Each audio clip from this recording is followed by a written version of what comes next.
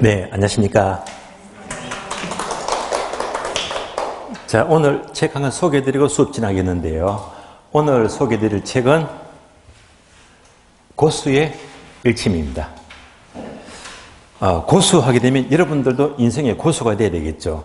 이 고수는요, 나이가 50 넘었다, 60 넘었다, 나이 많다고 해서 절대 고수가 아닙니다. 나이가 어린 사람도 얼마든지 고수가 될 수 있거든요. 제가 다음 주에 소개드릴 책인데요. 상가 투자에 대한 책입니다. 다음 주에 소개할 거예요. 이분이 고수예요. 사진 보이죠? 이분은 거저도 촌놈입니다. 그러니까 이제 학창 시절은 공부를 찌뿔도 못했어요. 그러니까 운동하잖아요. 유도. 예. 그러니까 공부하러 담을 쌓았거든요. 28부터 이제 부동산에 서울로 올라와서 상징에서 부동산에 입문합니다. 10년 만에 100억대 이상을 만들어요. 상가 전문가입니다. 이쪽에 제가 흠뻑 빠져버렸거든요. 그리고 이분이 그 상가 투자한 내용을 쭉 살펴보니까 내용이 너무 좋은 거예요. 분량은 많습니다. 한 380페이지 되거든요. 그래서 제가 아침에 올라오면서 한 절반 정도 읽었는데 이 책은 다음 주에 소개할 책입니다. 이런 사람이 고수입니다. 40 안팎의 나이에 공부도 못했는데 상가에 투자해서 100억대 이상을 만들고 정말로 좋은 책을 썼더라고요. 이걸 보는 순간 제가 고개가 푹 숙여지더라고요. 아직까지 나는 하수구나. 부끄럽더라고요. 그래도 열심히 살고 있으니까 뭐 어떡합니까? 저도 언젠가는 고수가 될 거니까요. 이게 진정한 고수거든요. 고수는 절대 나이하고 비례하지 않습니다. 그러면 자 이제 이 책에서 말하는 고수, 작가가 안건대신데요. 제가 좋아하는 작가입니다. 그러면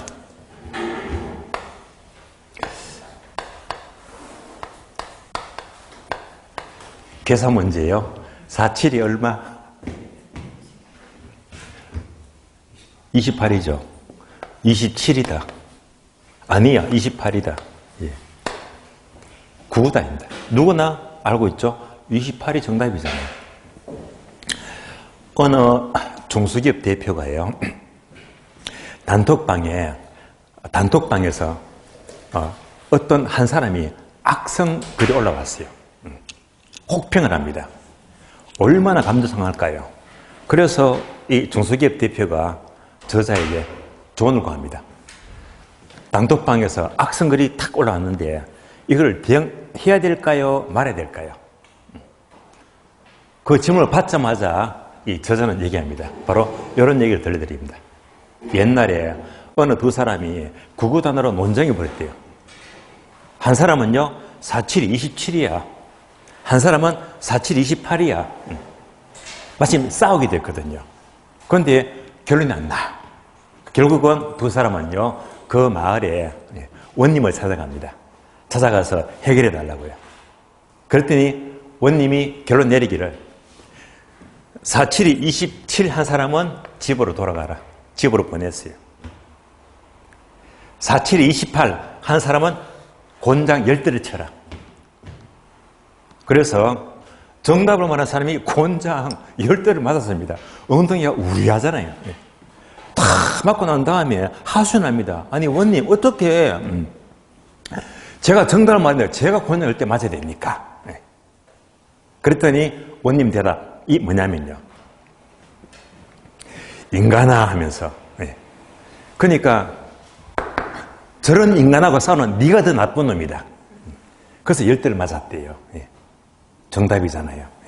결국 자, 이 대답 하나로 이제 중소기업 대표는 그 악성글에 대해서 답변을 하지 않았습니다. 왜? 그런 인간하고 상대할 가치가 없기 때문에. 그 결과 나중에 그 중소기업 대표가 저자한테 연락이 왔대요. 정말 고맙습니다. 대응을 안 했더니 나중에 상대방이 오해가 풀어져서 사과를 하고요. 관계가 더 좋아졌대요. 이것이 바로 고수의 일침입니다.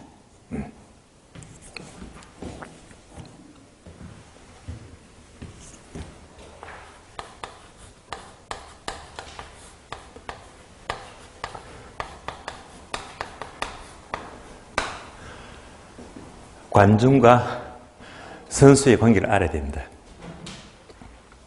여러분들은 회사 일을 할 수도 있고 지금 또 공부도 하고 계십니다. 회사 일을 하든지 공부를 하든지 혹시 여러분은요 자기 일에 대해서 저도 마찬가지입니다. 자기 일에 대해서 혹시 관중이 되는 건 아닐까요? 절대 관중이 되면 안 됩니다. 그러니까 자기 일을 하는데 관중이 되게 되면 절대 고수가 될 수가 없습니다. 관중이 되면 이건 지켜보는 것뿐이기 때문에 집중을 안 해요. 흐리멍텅하게 합니다. 그러니까 결국 이 회사 일이 공부가 지루해지거든요. 혹시 여러분의 삶이 하루가 지루해진다면 여러분들은 고수가 아니라 관중입니다. 하수에 불과합니다. 그래서 결국 산다는 것은 관중이 아니라 선수가 되어야 됩니다. 선수가 되면요 지루할 틈이 없습니다. 매 순간 집중해야 되거든요. 전력 투구합니다. 그래서 한 번쯤 여러분을 돌이켜보세요. 내가 관중인지 선수인지. 그래서 정말로 매일을 선수처럼 보낸다면 정말 고수가 될 수 있는 거거든요. 저는 이 글을 보면서 또 고개를 숙였습니다. 제가 하는 전기실무, 주로 상가 위주거든요. 상가 토지거든요. 아직까지 관중에 불과했구나. 저 스스로 반성을 하게 됐습니다. 그래서 좀 더 고수로 나아가자. 선수처럼 뛰어드는 말입니다.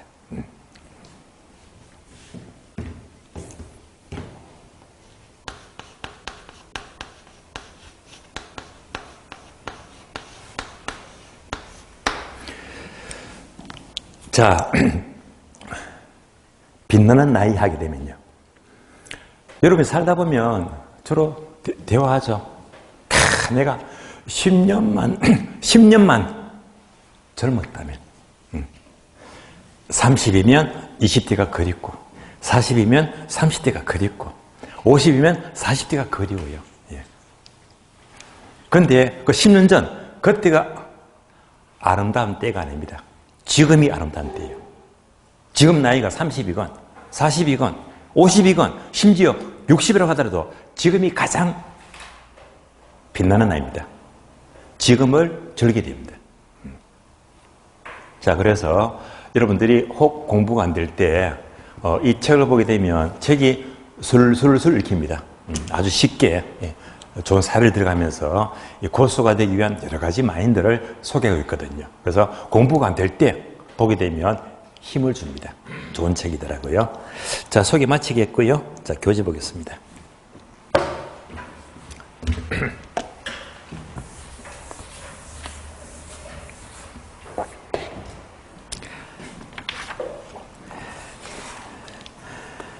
자, 오늘 교재는 452페이지입니다. 452페이지.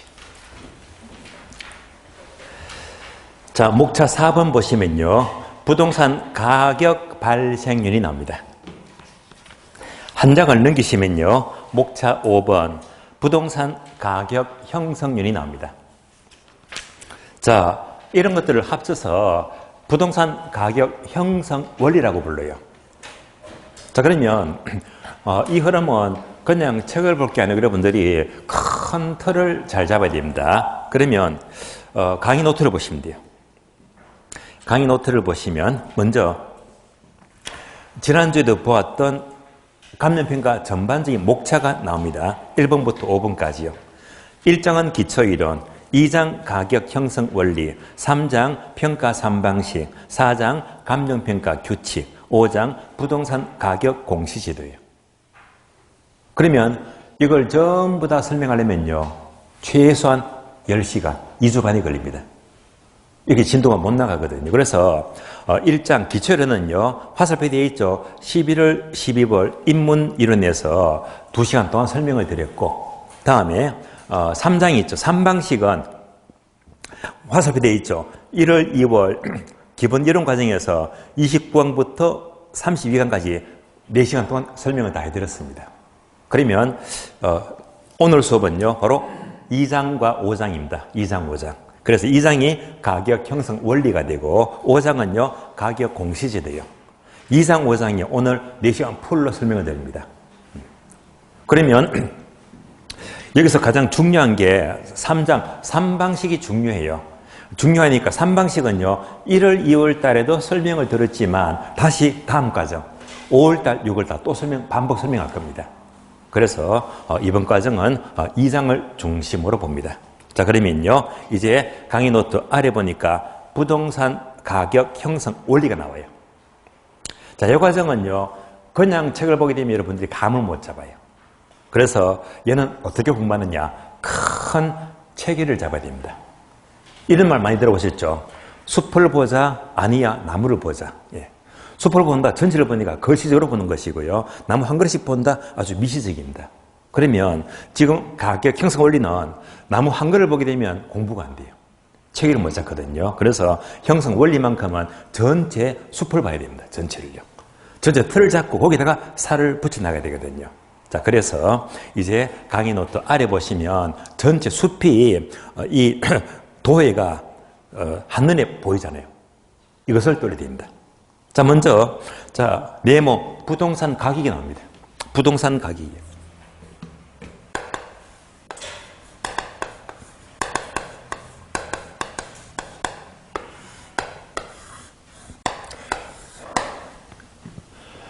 감정평가는 바로 부동산 가격 관련 작업이다. 이게 바로 감정평가예요. 그럼 이 가격은 도대체 어떻게 이루어지느냐? 이 숲을 보는 겁니다.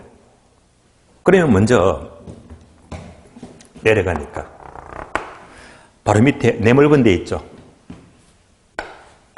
네모 1번. 가격의 일반 이론. 얘는요, 지난주 설명을 다 들었습니다. 포인트가 4가지인데, 첫 번째, 부동산 가치와 가격과의 관계. 그래서 가치는 영어로 value가 되고요. 가격은 price가 되고요. 그래서 양자와의 관계는 가치 이꼴 가격 플러스 마이너스 오차라는 등식이 성립이 된다. 얘는요, 최근에 출제인데 좋아합니다. 반드시 알아야 된다. 꼭 득점하셔야 되고요. 두 번째, 부동산 가격의 일반 이론 중에서 두 번째, 가격의 이중성이다.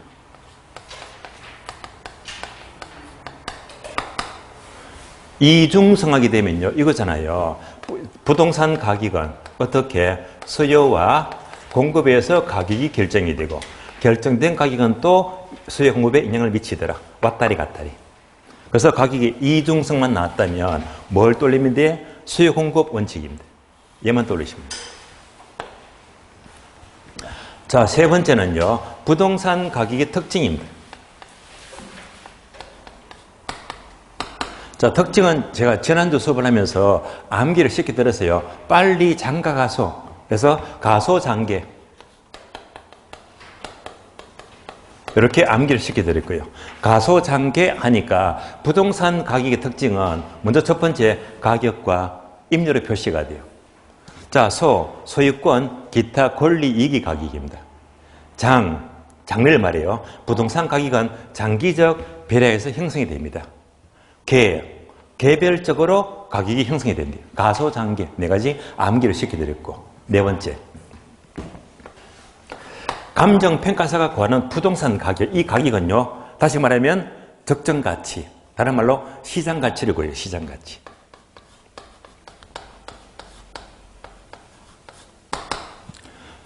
그럼 시장가치의 조건도 항목이 4가지니까 얘도요, 제가 암기를 시켜드렸거든요. 지난주에.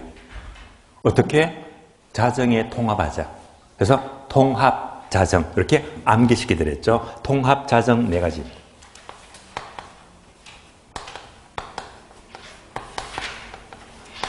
자, 통합자정 하게 되면 통상적인 시장에서 매매가 이루어져야 됩니다. 합리성이죠. 출품 기간의 합리성입니다. 예, 적정한 기간 동안에 매매가 이루어져야 됩니다. 다음에 자정, 자연성이죠. 거래의 자연성입니다. 그러니까 거래의 자연성을 해치는 특별한 사정 개입이 없어야 됩니다. 다음에 당사자의 정통성입니다. 그래서 통합자정을 모두 갖춘 경우가 시장가치가 될 수가 있다라고 공부를 했습니다. 그래서 여기까지가 지난주 공부를 했습니다. 지난주. 이제 오늘은요, 나머지를 전부 다 볼 거예요. 그러면 이제 요 과정, 일반이론, 요 과정이, 자, 일단 페이지를 확인하면요. 448페이지부터 시작입니다. 448페이지입니다. 여기까지는 지난주 공부했고요. 자, 이제부터 보게 되면요. 일반 제박은 부동산이건 모든 가격은 수요와 공급에서 결정이 돼요.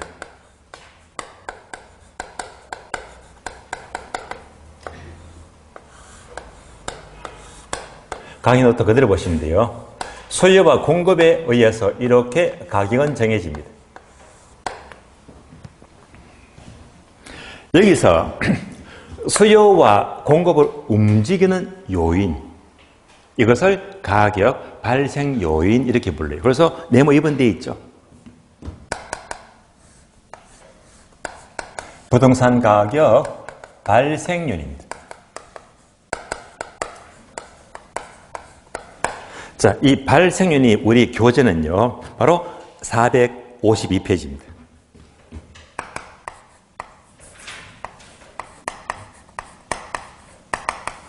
451페이지. 그럼 책을 잠시 볼까요? 자, 발생 요인은 크게 네 가지인데요. 목차만 보세요. 1번 효용 또는 유용성. 유용성 첫자 유 동그라미. 3번요. 상대적 희소성 첫자 상 동그라미. 2번요. 유효수요 첫자 유 동그라미. 4번요. 이전성 첫자 이 동그라미. 합치니까 유상유. 네 가지로는 유상유이가 됩니다. 자, 옮겨서 볼게요. 자, 먼저 첫 번째가 유용성. 그 다음에 상대적 희소성. 세 번째가 유효수요다. 자, 이상요 세 가지를 합쳐가지고 유상유 이렇게 불러요. 유상유. 자, 발생요인 세 가지 이르면 유상유 세 가지다. 근데 4번까지 있죠. 한 개 더 추가하면요. 이전성입니다. 얘가 이제 다수설적인 관점이 되고, 이전성 하게 되면, 유명한, 알프레드 린 교수가 있어요. 알프레드 린 교수가 보기에는 요 한 개 더 추가하자. 그 네 가지 하게 되면 유상유이 네 가지입니다. 보통은 유상유 세 가지입니다. 자, 이상 유상유 이런 발생윤이 뭘 움직이더라? 수요와 공급을 움직이면서 구체적으로 가격을 발생을 시킨대요. 하나씩 볼게요. 먼저 유용성. 똑같은 말로 효용이죠. 효용. 이 효용 또는 유용성은요. 무엇을 움직인다? 수요를 움직입니다. 그러니까 보통요, 유용성이 높을수록 효용이 클수록 그만큼 수요가 증가합니다. 증가하니까 당연히 가격은 높게 발생이 된대요. 이렇게 움직입니다.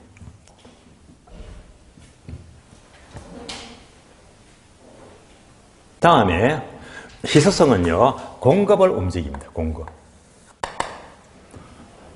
자, 희소 가치가 높다는 것은 그만큼 공급이 귀하잖아요. 이 말은 다른 말로 공급이 부족하다. 강남의 땅 생각하시면 돼요.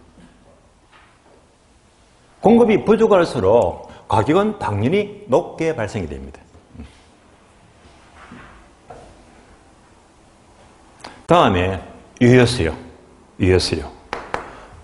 자, 얘는요, 바로 구매력 있는 수요죠. 다시 말하면 내 지갑에 돈이 있어야 됩니다. 그래서 내가 돈을 갖고 있어야지 매매를 하게 되면 계약금 치르고 종도금 치르고 잔금 치르고. 그러니까 얘는요, 말 그대로 수요. 이렇게 수요를 움직입니다. 움직이면서 최종적으로 거래가 종결이 되고 가격을 발생을 시킨대요. 따라서 이상, 유상유 이런 것들이 모두가 수요와 공급을 움직이더라. 대표적인 요인 세 가지. 그래서 항상 가격 발생요인은요, 어느 하나로 가격은 정해지는 게 아니에요. 유상유 3자가 서로 어울려서 상호 결합으로 가격이 이렇게 정해지게 됩니다. 그런데 알프레드 린 교수는요, 유상유에다가 이전성을 포함시키죠. 한 개 더 추가하는 거예요. 이때 이전성이 뭐냐? 얘는요, 다른 말로 권리의 양도를 말해요. 권리의 양도이다. 부동산은 요거잖아요. 바로 소유권의 가격, 권리 가격입니다. 예. 권리 가격이니까 결국 계약금 치르고 중도금 치르고 잔금 다 치르고 난 다음에 잔금을 동시에 뭐죠? 권리 필증을 넘겨봐야 됩니다. 권리를 양도 받았을 때 거래가 종결이 되고 최종적으로 가격이 결정이 된대요. 자, 그래서 발생 요인 하게 되면 유상유이 이렇게 정해집니다. 여기서는 문제가 어렵게 절대 안 나와요. 항목이 4개니까 다음 중에서 발생요인에 속하지 않는 것은 1번, 2번, 3번, 4번 틀린다. 효율성. 말은 걸들한데요. 이런 말은 전혀 없잖아요. 이렇게도 출제가 되었고.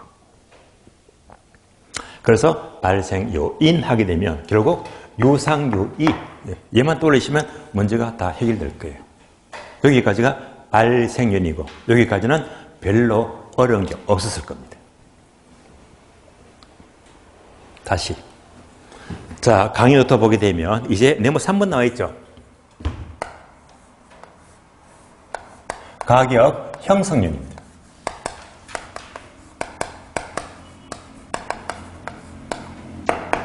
자, 형성 요인은 우리 교재 페이지를 보게 되면요. 454페이지요.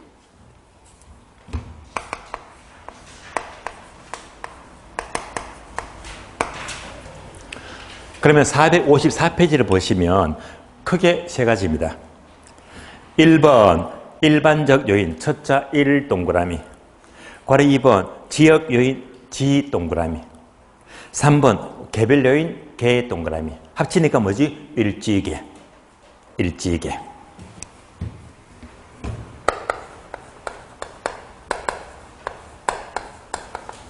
그래서 일반 요인, 다음에 지역 요인, 다음에 개별 요인 3가지입니다.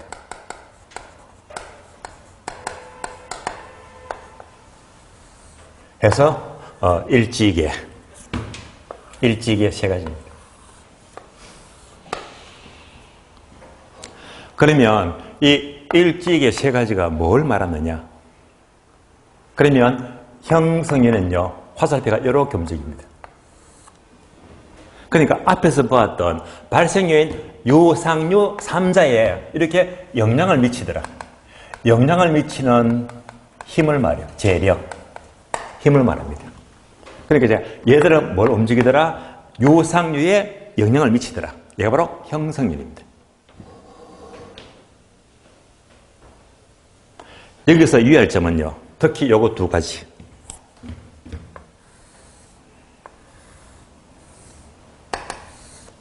자, 일지계 중에서 지역 요인과 개별 요인은 오로지 부동산에만 존재하는 부동산 특유의 요인입니다.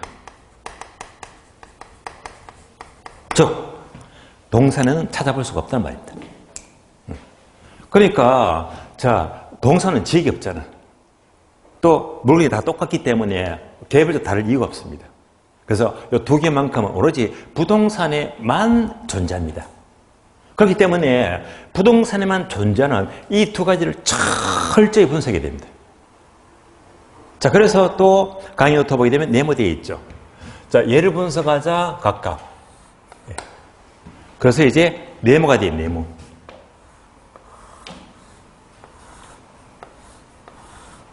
부동산에만 존재하는 지역 요인을 분석하자 바로 지역 분석입니다. 다음에 개별 요인을 분석하자 바로 개별 분석입니다.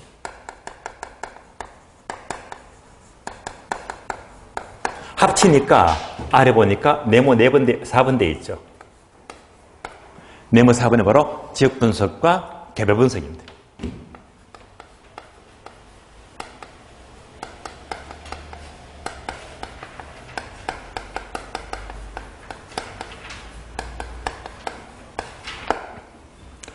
자, 그래서 결국 지역 분석과 결 분석은 일지계 중에서 오로지 부동산에만 존재하는 지역 요인과 개별에 대한 분석입니다. 주된 분석입니다. 그러면 지역 분석과 결 분석도 우리 교재 페이지를 참고하면 얘는요 462페이지예요.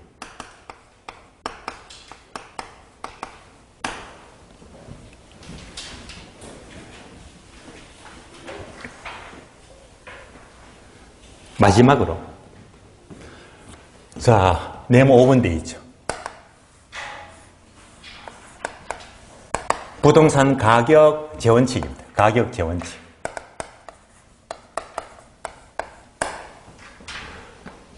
재원칙은요 우리 교재에는 따로 455페이지입니다.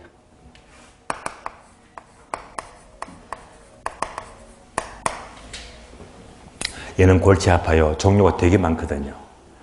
재원칙 하게 되면 총 13개의 원칙입니다. 13개 원칙. 그러면 강의 노트 보게 되면 아래 네모되어 있죠. 13개 원칙 중에서 가장 중요한 것, 가장 중심이 되는 원칙은 바로 최유효 사용 원칙입니다. 최유효 사용의 원칙이에요. 가장 중심입니다. 얘도 말이 기니까 저는 긴 말 싫어하거든요. 최유효 사용 원칙 줄여서 최사원칙. 최사원칙. 얘가 가장 중심이 되는 원칙입니다. 최사원칙. 얘가 왜 중요할까요? 최사원칙이. 결국 우리가 공부하는 부동산 가격은요. 항상 최유효 사용. 최유효 사용, 최사가 반영이 된 가격입니다. 그러니까 부동산 가격 이꼴 최사 가격. 언제나 최사가 반영된 가격이 적정 가치고 가격이고 시장 가치가 되는 거예요. 그래서 최사 원칙을 중심으로 이렇게 13개 원칙이 있다. 이 많은 원칙들이 자, 최사 원칙을 중심으로 그 관계를 알아야 됩니다. 관계가 이렇게 표시되어 있죠. 그래서 먼저 첫 번째 최사 원칙의 바탕이 된다. 토대가 되는 토대 원칙. 토대 원칙. 두 번째는요. 최유 사용과 관계된 내부 원칙. 내부 관련 원칙. 세 번째는요. 최사와 관계된 외부 관련 원칙입니다. 외부 원칙이다. 네 번째는요. 가장 거리가 먼 원칙이다. 이런 관계를 또 통해서 표를 잡아야 됩니다. 총 몇 개? 13개. 그럼 얘가 뭘 말하느냐? 얘는요, 다시 또 이렇게 움직입니다. 자, 이 전체입니다. 이 전체에 일정한 법칙성을 부여합니다. 가격 흐름 전체에 대해서 일정한 법칙성을 부여해서 평가 활동의 지침으로 삼고자 하는 원칙들입니다. 그래서 결국 전체를 보게 되면요. 유상요 3자에 영향을 주더라. 그래서 얘가 바로 형성요인 일지계가 되고요. 다음에 유상요 또는 일지계, 지역계 분석 전체에 모든 일정한 법칙성을 부여하면서 평가 활동의 흐름의 지침으로 삼자. 얘가 바로 13개 전반적인 재원칙입니다.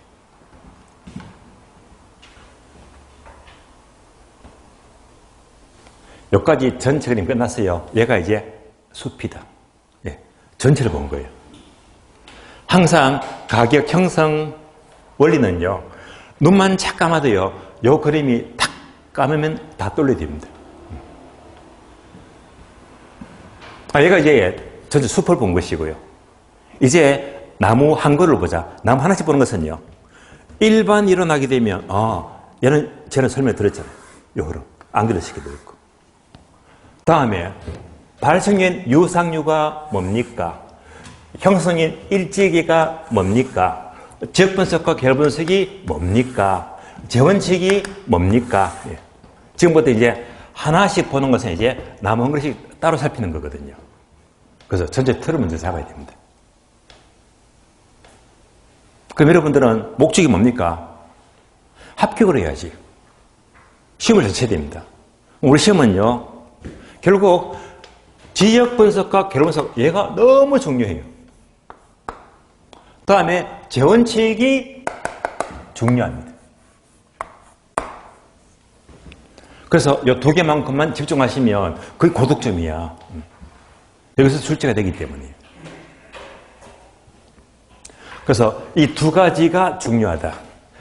나중에 여러분들이 기출표를 보시면 기출표 전체 기출표를 보게 되면 얘보다는요 재원칙이 훨씬 더 많이 나왔거든요. 많이 나왔어요.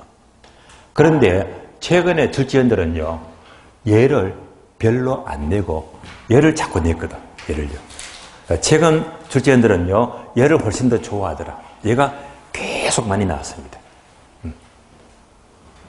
어쨌건 자 출제 비중은요 형성 원래 하게 되면요 이 두 가지가 너무너무 중요합니다. 얘만 집중하시면요 거의 득점이 가능합니다. 자 수펄 보여드렸고요. 자 이제부터 하나씩 보자. 자 먼저 발생요인 452페이지에 목차 체크했죠, 그죠? 유상류 한 개 더 추가하면 유상류이다 해서 얘는요 그냥 읽어보시면 돼요. 간단한 내용들이에요. 다음에 형성요인 넘어가죠. 형성요인.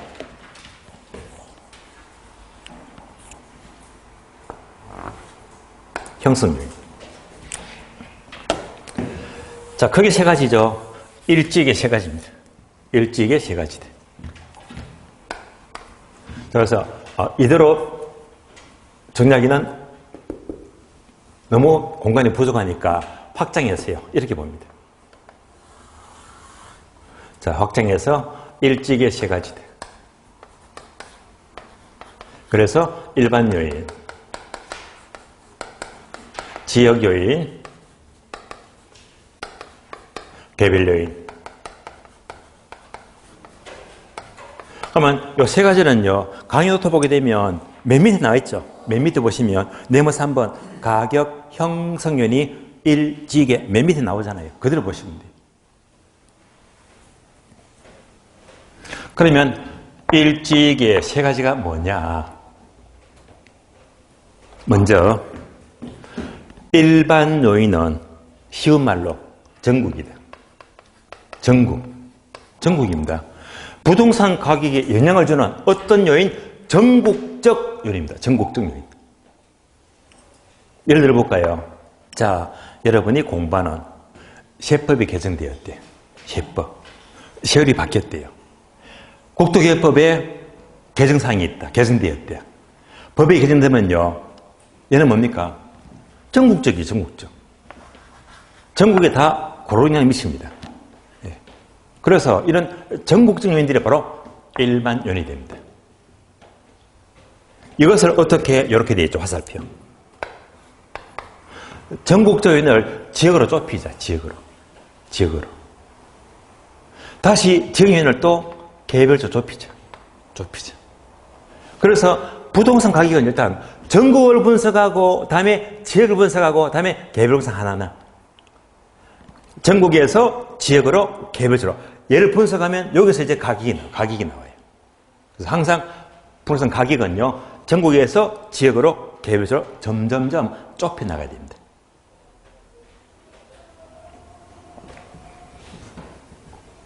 이때 자, 이 지역 요인과 개별은 이 두 가지는 오로지 부동산에만 있다고 했어요. 얘는요 오로지 부동산에만 존재한다. 부동산 특유인입니다. 그래서 얘들을 특히 잘 분석하자.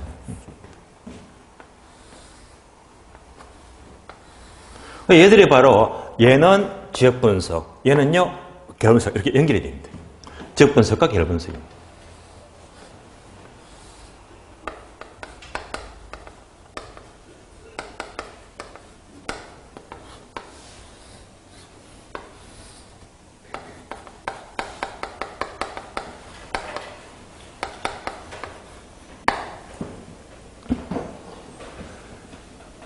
그럼 결국 자 일지계 중에서 형성 요인 일지계 중에서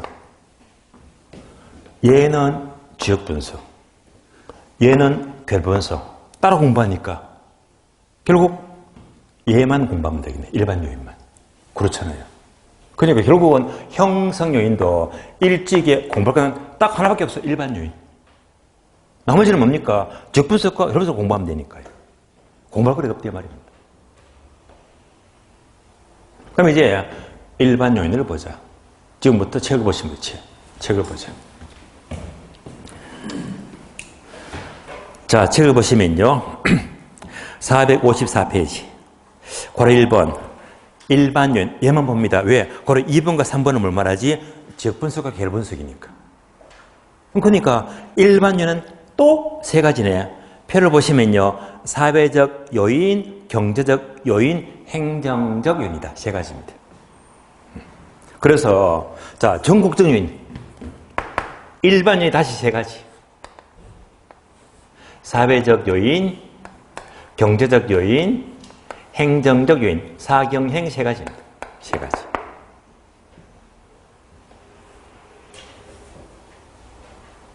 이런 것들이 전국적으로 영향을 미친다는 말입니다.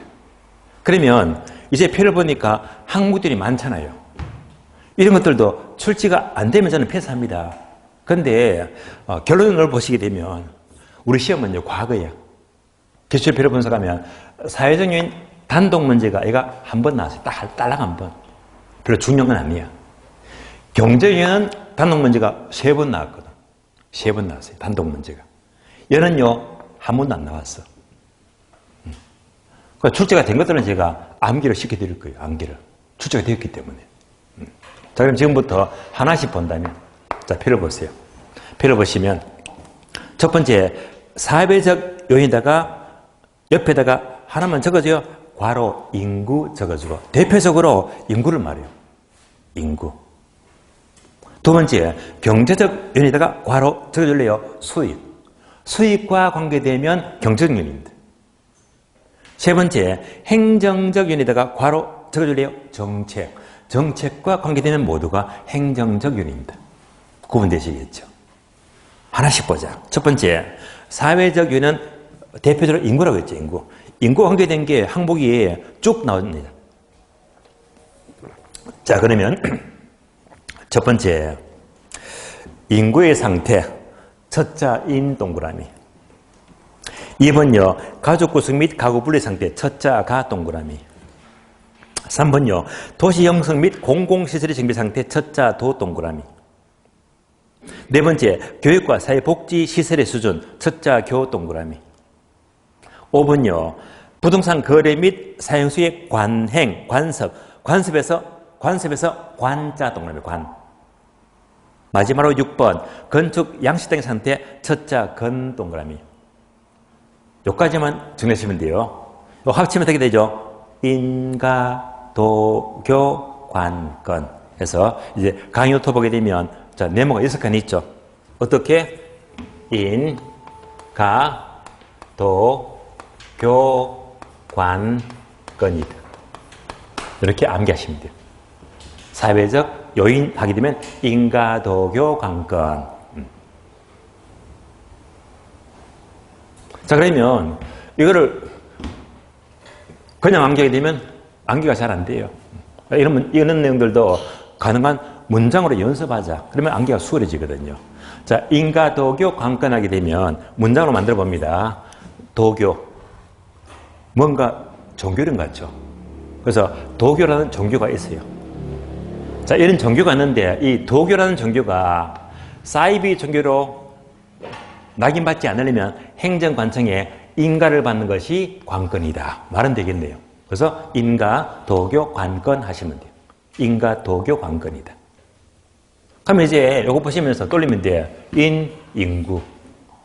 가, 가족 구성, 가구 분리. 도, 도시 형성. 교, 교육이죠. 다음에 관은 관행인데 거래, 사용수의 관행입니다. 건, 건축 양식의 상태를 말합니다. 인가, 도교, 관건. 이런 것들이 모두가 자 사회견이고 바로 전국적으로 영향을 미치면서 가격을 움직인대요. 첫 번째, 자 인구. 자, 인구하게 되면요, 당연히 상식적으로 인구가 증가하면 인구가 증가할수록 그만큼 뭐지? 수요가 증가하는 거지. 그러면 가격을 높게 형성시킵니다. 다음에 자, 가족 구성, 가구 분리. 요즘 특히 뭐죠? 핵가족화, 1인 가구. 서울시가 1인 가구가 전체 인구 중에서 30%가 넘는다고 하더라고요. 그만큼 1인 가구 늘어났습니다. 이렇게 가구 수가 증가할수록 수요가 증가하지. 그럴수록 가격은 오를 수밖에 없습니다. 그러면 우리가 현실적으로 어떻습니까? 현실적으로. 자, 인구수, 가구수. 인구수, 가구수.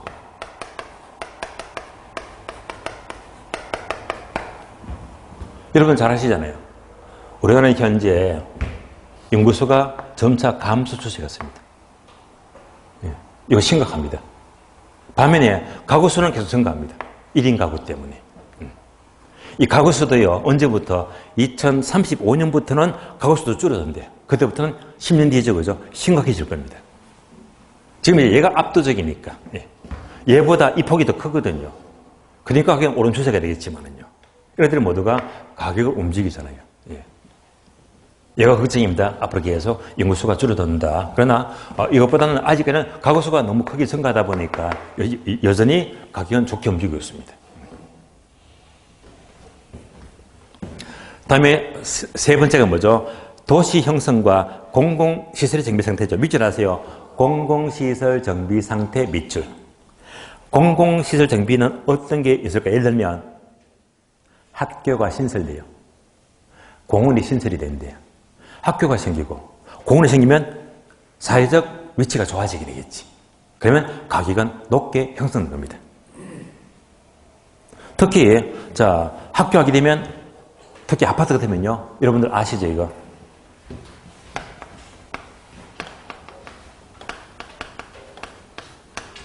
조품화, 그죠? 필수잖아요. 초등학교를 품은 아파트 있잖아요. 그러니까 이 조품하게 되면 주로 거리가 몇 미터입니까? 실무적으로. 200m. 아파트 주변에 200m 내에 초등학교 있다 하면 좋은 겁니다. 이럴 때는 가격은 높게 형성이 된대요. 자, 그래서 공공시설 정비 상태는 학교가 생겨요. 공원이 생겨요. 좋은 겁니다. 그러면 다시 오른쪽에 경제적 요인 중에서 6번 밑줄 아세요? 교통체계의 정비 상태 밑줄. 교통체계 정비 상태. 얘는요, 경제적입니다. 자, 그래서 공공시설 정비는 사회적이고, 교통체계 정비는요, 경제적입니다. 교통체계 정비 상태 하게 되면 어떻게 습니까? 주로 전철역 또는 도로 신설입니다. 도로가 신설이 되고, 전철역이 신설되면 주변 땅값 얼마나 올라갑니까? 임대로 올라가잖아요. 얘는 경제적 요인입니다. 그래서 이 구분입니다. 공공시설 정비는 뭐지? 사회적. 교통체계 정비는 뭐지? 경제적입니다. 구분하시고요. 자, 인가도교. 다음에 관건. 자, 관은요, 사용수익 관행이죠. 자, 이 관행하게 되면 뭐가 떠올라요? 작년, 그작년. 빌라방 사기 사건이 있죠. 빌라. 예. 특히 저는 몰랐는데 인천 주변에 피해자가 되게 많다고 하더라고요. 빌라방 때문에. 예. 이런 것들도 은근히 자, 빌라방이니까 아파트에 해당 안 돼요. 예. 그러니까 이제 빌라 가격은요. 얘는요. 시집하기 어려워요. 파기 어렵기 때문에 이 이제 사기꾼들이 감정평가 업자하고요. 감정평가사하고 중개업자가 짜고 치잖아요. 예. 그리고 가격을 이빨 올려버리잖아요. 예. 더욱이 올려버리면 여기서 이제 전세금이 결정이 되겠지. 이 전세를 딱 들으니까 먹고 톡해버리니까 전세값이 너무 높다 보니까 이제 결국은 얘를 감당 못 하잖아요. 예. 애꿎은 세입자만 피해를 봅니다. 그러니까 빌라방 때문에 아파트마저도 굉장히 이제 사람들이 부정적인 눈을 보더라고요. 예. 이런 관행 때문에 상당히 또 흐름이 안 좋다. 사회적입니다. 다음에 건축 양식당의 상태. 우리나라 같으면 무조건 아파트를 선호하죠. 그죠? 예. 외국에서는 이해가 못할 만큼 아파트를 선호합니다. 따라서 인가도교 관건, 인가도교 관건 이런 것들이 모두가 사회적 요인에서 전국적으로 영향을 미치는 요인들입니다. 두 번째, 경제적 요인은요. 자, 교재 보시면 1번부터 6번까지 항목 6개 있죠. 첫 자만 그대로 동그라미 하세요.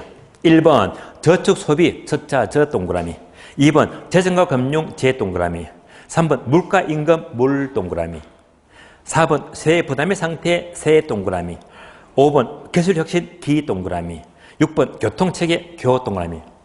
합치면 뭐죠? 저제몰 세기교. 예. 그래서 강의 노트 보게 되면 자, 네모가 6개 있잖아. 어떻게? 저제몰 세기교 이렇게 적어주시면 돼요. 저제몰 세기교. 단번에 암기가 안 되기 때문에 또 문장으로 연습하자. 저제몰 세기교. 자, 저제몰이 뭐예요? 10원짜리, 50원짜리, 100원짜리예요. 거꾸로 고제몰은요 5만원짜리. 그러면 저제몰 10원짜리, 50원짜리입니다. 예를 들면 은행에 돈 만원 예금해요. 은행에 만원 예금하자. 그럼 만원짜리는 예금하면 그만인데 어떤 사람이 만원 예금하는데 10원짜리를 몇 개? 10원짜리면 1000개가 되죠. 10원짜리 1000개 들어가서 예금합니다 하면 은행이 좋아할까 싫어할까? 싫어하잖아요. 그러니까 이렇게 저제물을 1000개를 잔뜩 들고 은행 가면요 누구나 싫어하거든요. 왜 그러죠? 저제물은 세기가 까다롭단 말입니다. 그래서 저제물 세기교. 저제물은 세기가 까다롭다. 저제물 세기교. 그래서 저축 투자 재정과 물. 자, 얘는 재정 그다음에 물가 말하고 세부담 기술혁신 교통체계. 그래서 저제물 세기교 이렇게 보시면 돼요. 자, 여기서 유혈점은요 4번 밑줄 하세요. 과거에 조치되어 있거든요. 4번 세부담의 상태 밑줄. 세부담. 세부담이 많다 적다 당연히 경제적 요인입니다. 유혈점은요 오른쪽에 행정적 요인 중에서 4번 밑줄 하세요. 세제의 상태 밑줄. 세제도의 상태. 자, 단어가 비슷하죠? 한 번 더 봅니다. 세부담의 상태는 경제적 요인인데 세제도의 상태는 행정적 요인이다. 이것만 혼동 안 하시면 돼요. 세부담은 경제적, 세제도는 행정적입니다. 이거 조심하시면 돼요. 그 다음에 6번은 밑줄 되어 있죠. 교통체계 정비는 뭐라고 했지? 경제적이고. 왜? 전철역 신설이니까. 반면에 공공시설 정비는 학교나 공원이니까 뭐지? 사회적이고. 구분되시겠죠? 이러면 공부가 완벽히 되었습니다. 다음에 행정적 요인은요. 우리 시험은 단독 문제가 한 번도 안 나왔거든. 그러니까 저는 얘는요. 제가 암기법 안 가르쳐줍니다. 필요가 없어요. 그래서 얘는 뭐지? 상식적으로. 행정적 요인은 정책적인 측면이니까 정책, 법률, 제도, 규제, 통제 다 아는 용어잖아. 그래서 1번부터 5번까지 보게 되면 자, 각종 토지형 계획, 2번 토지형 규제, 3번 토지주택 정책, 4번 세제도, 또는 5번 가기 임대료 통제. 그러니까 제도, 정책, 규제, 법률, 통제 이런 것들이 모두가 행정적입니다. 자, 결국 요 세 가지죠. 가격 형성에는 크게 세 가지가 일찍이 세 가지인데 요 지계 두 가지는요 따로 다음 시간 지역 분석, 결론 분석 공부할 겁니다. 중요하다고했어요. 그럼 요거 이제 빼버리면 뭐만 남았지? 일반유만 남았잖아. 공부할 게 적잖아요. 요거 해본들 사경행 세 가지야. 근데 출제된 건 제가 암기시켜 드렸거든요. 사회적이다 인가도교 관건, 경제적이다 저제물 세기교. 또 공부할 게 없습니다. 그러니까 앞에 거는요, 예, 체계가 간단합니다. 발생요인 유상유 2 패스. 일반 요인 남은 거 있잖아. 예, 사회적, 경제적 다 암기시켜 드렸고. 그러면 지나가면 되는 거예요. 그럼 남은 게 뭐가 나왔으니까 이제부터 얘는 지역 분석, 얘는 개로 분석. 그래서 지역 분석, 개로 분석입니다. 10분 쉬었다가요, 지역 분석과 개로 분석을 보도록 하겠습니다. 쉬겠습니다.